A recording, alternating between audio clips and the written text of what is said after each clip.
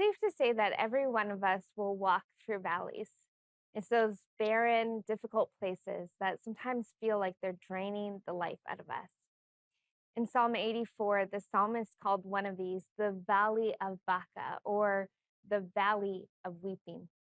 It's the place where tears fall, strength feels thin, and the journey ahead of us seems impossible. Maybe you're there now, but here's the hope. Valleys are not wasted with God. Psalm 84, verse 5 to 7 tells us this. Blessed are those whose strength is in you, whose hearts are set on pilgrimage. As they pass through the valley of Baca, they make it a place of springs. The autumn rains also cover it with pools. They go from strength to strength till each appears before God in Zion. Notice the shift in these verses.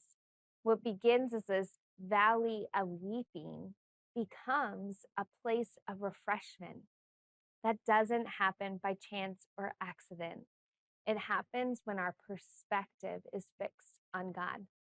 Perspective is simply how we choose to see. And having a godly perspective doesn't mean that we suddenly see everything the way God does. It actually means that we see Him, the God who sees us.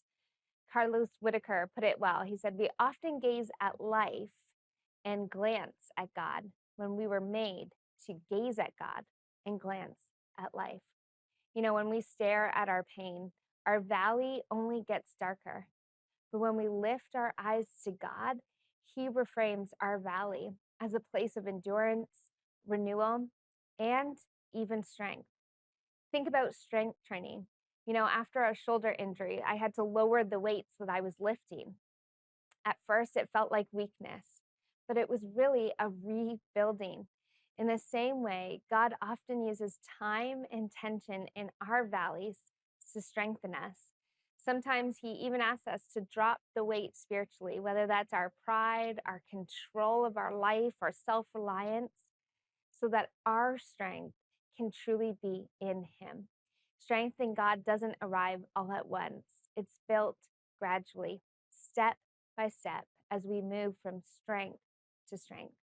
Every tear, each and every prayer, each moment of trust becomes part of the training. And when our hearts are set on Him, even our valleys become springs of life. So let me leave you with this question. Who are you gazing at in your valley? If your eyes are fixed on your pain, the weight may feel unbearable. But if your gaze is fixed on God who sees you, even the valleys of weeping become a place where you can build bold faith.